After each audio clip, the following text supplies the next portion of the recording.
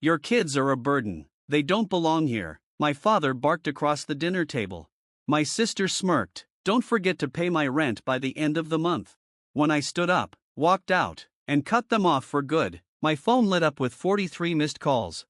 I had spent years believing family meant sacrifice, that giving until you bled was love. That was the lie I'd been raised on, the script I followed blindly. But the day I stopped being their personal ATM was the day everything changed, permanently.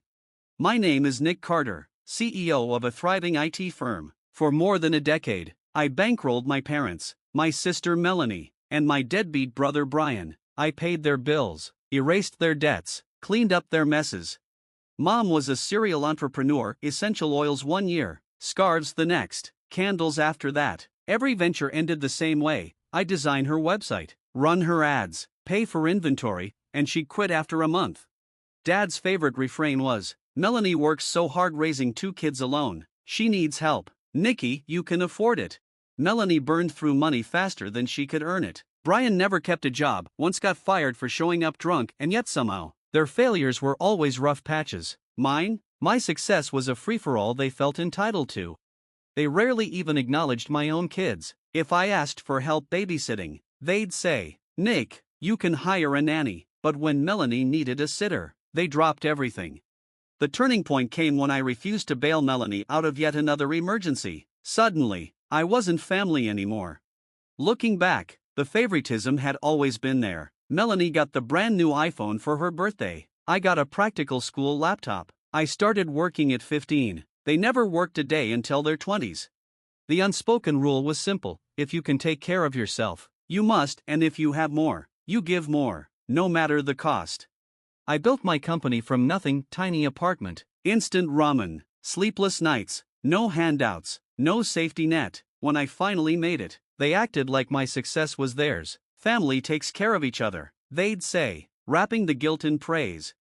At first, I helped willingly, but the asks became demands. Melanie's temporary rent help turned into spa weekends and Cancun trips. Brian stopped even pretending to job hunt. Mom cycled through failed business schemes.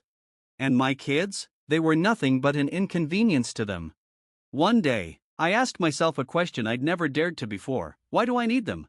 The day I said no started with a phone call. I was in my office, finishing a meeting with a major client, when my phone lit up with Mom's name. I almost ignored the call, almost. But with my mother, if you didn't answer the first time, she'd just keep calling until you broke. With a sigh, I picked up.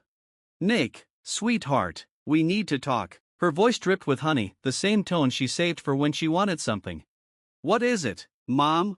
"It's your sister. She's in trouble." Of course she was. Melanie was always in trouble. "What now?" "She lost her job." I leaned back in my chair, rubbing my temple. "Let me guess, she needs money." A pause, that tiny beat where she realized I'd caught on. "Well, it's just temporary. You know how hard she works. She's been juggling the kids, the house." "No." Silence, stunned, heavy silence. "What?" I said no. "Mom." The words felt strange, like breaking a lifelong script. "Nicholas, she has 2 children. How can you be so heartless? She also has an ex-husband who pays child support, and 2 parents who could help. Why is it always me? You know Brian can't afford." Then maybe Brian should get a job instead of getting drunk every weekend. A sharp inhale. "Nicholas, this is your family." "No, Mom, I was your bank account, and I'm closed for business." I hung up. For the first time in my life, I hung up on her. And instead of guilt, I felt relief. Then came the storm. By morning, my phone was a war zone: missed calls, voicemails, guilt-laced texts. "Dad, you're abandoning your family. Unbelievable."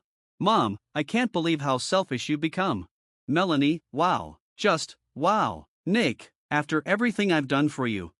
Brian, ironically, stayed quiet. Maybe he knew this was coming. Then came the final blow. "Mom, your father's in the hospital. I hope you're happy." The hospital guilt trip, classic. I went. Melanie was pacing outside Dad's room, arms folded. "Oh look, the golden boy finally shows up." I ignored her. "What happened?" Mom emerged, red-eyed but calculating. "He had a stress episode. From everything you put him through." I laughed bitterly. So this is my fault? You abandoned us. Nick, Melanie snapped. You cut us off like we were nothing.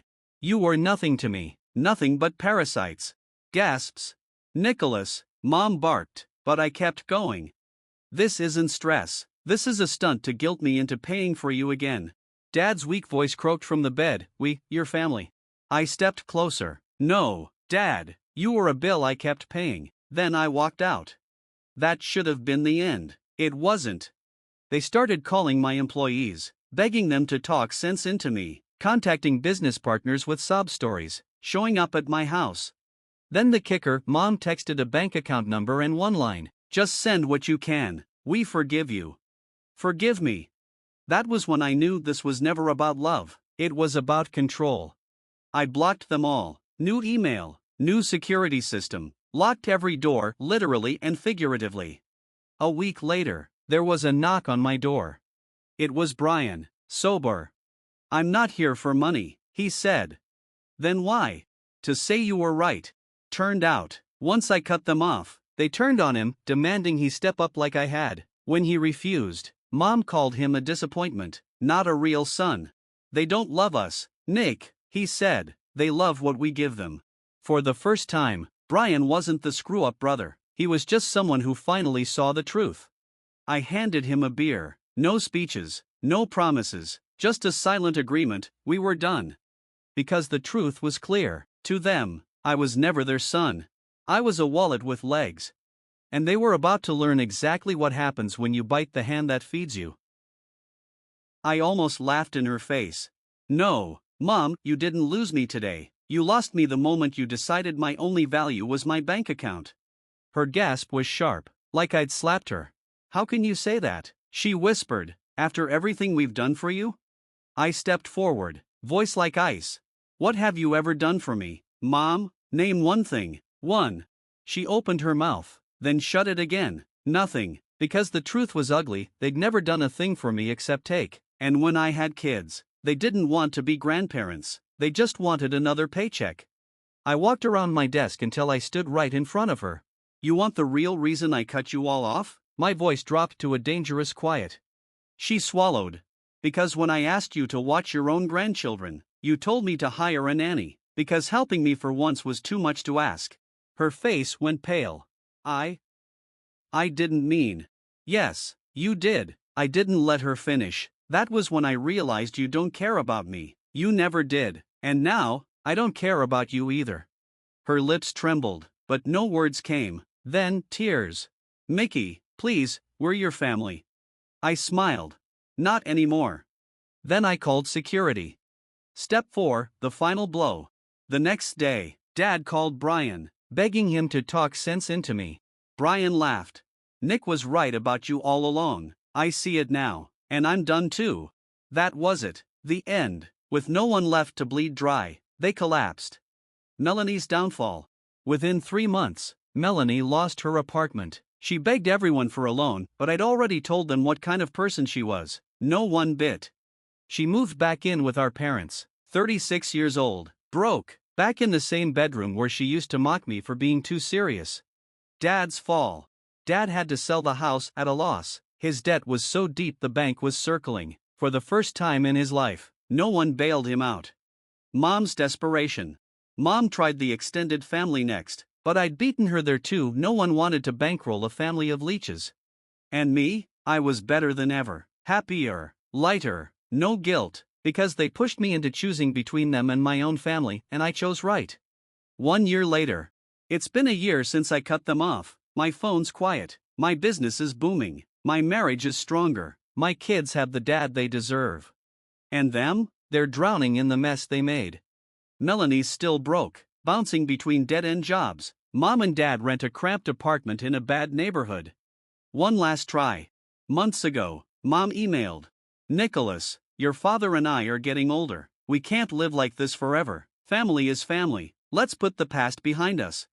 I laughed out loud. I didn't reply, because the past isn't the problem, they are. Going viral.